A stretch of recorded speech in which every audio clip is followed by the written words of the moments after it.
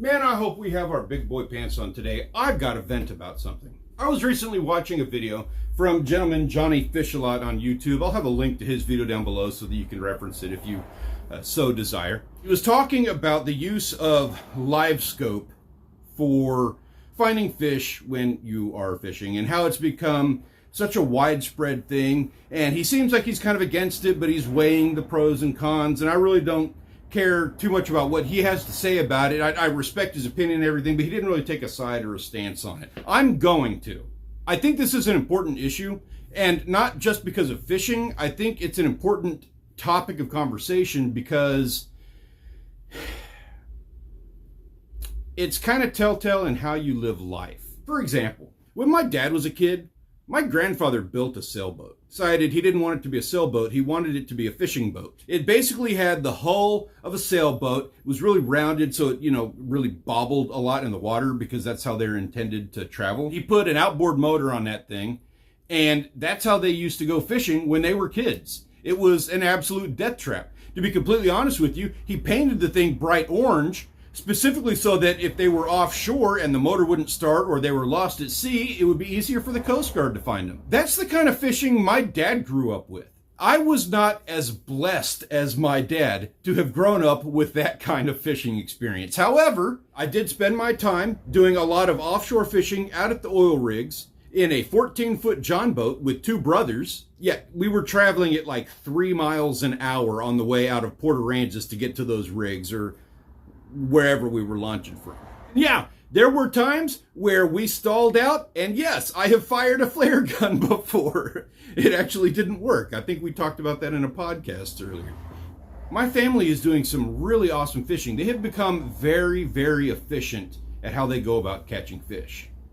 The use of Livescope.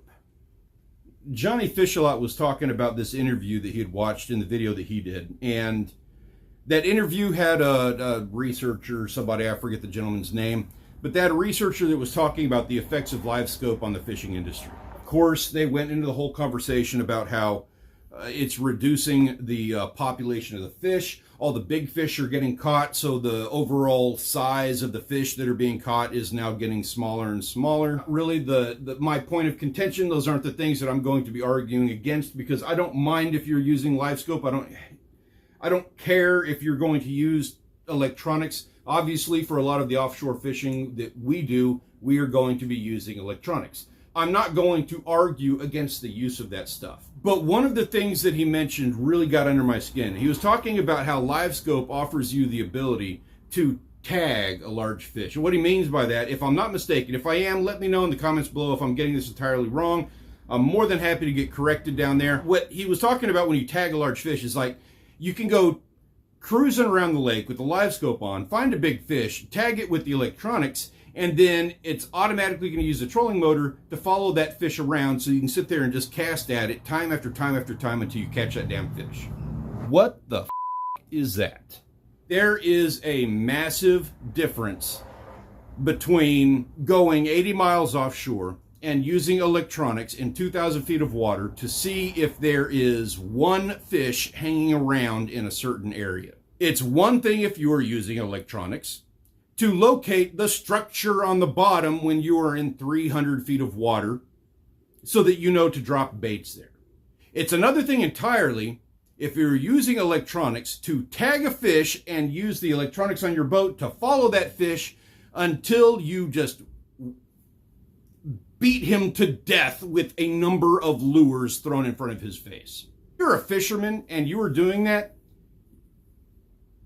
you're basically, why don't you just sit one of those plastic pools in your front yard, fill that thing with some water, go buy yourself a big fish from the fish market, drop that guy into the pool, and then throw some hooks at it until you manage to snag him, and there, you caught a fish. You did good. My grandfather was a member of the greatest generation, and there's a reason they call them that. It's because of their testicular fortitude. Those gentlemen had a spine. This is what we need to be aspiring to. I'm not going to knock you specifically for owning Livescope and for using it, but I am going to say, if this is your crutch, if you're using the cheap box as the sole reason you are physically able to catch fish, you should maybe consider a different hobby. This isn't a discipline for you. This isn't something that is that important to you. You are a hobbyist. If you are catching fish solely because you own Livescope and that is showing you where all the fish are, and you're tagging monster fish and just following them all over the lake thanks to your trolling motor, you're doing yourself a disservice. That's not fishing. You are not gaining any skills.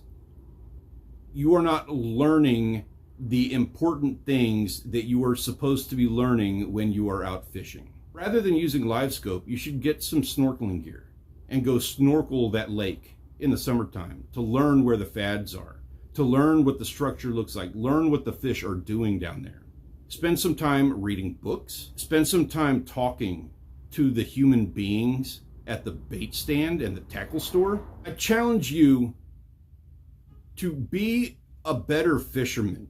I don't think there should be a ban on Livescope. I don't think that it's something that we need to manage with laws and regulations. There is a place for having that technology. Using it as a crutch because you don't want to spend the time to learn how to do the thing that we have perfected over generations is not it. It's a fairly soft time that we're living in right now. And I would challenge you, force yourself into a more difficult circumstance of learning how to fish and studying the skills needed to catch fish and to find fish without a computer and an AI doing all of the heavy lifting for you. I want to challenge you to be a better person. I want to challenge you to be a man. I want to challenge you to be a better representation for future generations. We might not have the opportunity to be greater than the greatest generation, and that's not a bad thing. Believe me, I don't want to welcome the challenges that would be necessary in order for us to be able to accomplish that. But we definitely have the potential and the possibility of being a great generation. And in order for us to do that, we don't need to be creating laws to ban the use of technology for these things. We need to band together as a community, as self-respecting individuals who take pride in their skill level and the things that they've learned and the things that they know how to do. And collectively, we need to agree that is not what fishing is. That is not what it is about, and you're missing the point. Every now and then, people just kind of need to hear that thing. Not to say you specifically need to hear that, but if you agree with me, then you need a voice in your corner as a part of that community. And if you disagree with me, let me know in the comments. We can shout it out all day long down there. You've watched to this point in the video and you suffered through my rant. I appreciate you. Thank you for hanging out with me. I do appreciate the ability to vent and to have some company along with me when I do it. And I look forward to seeing you the next time we get outdoors and go do a little fishing.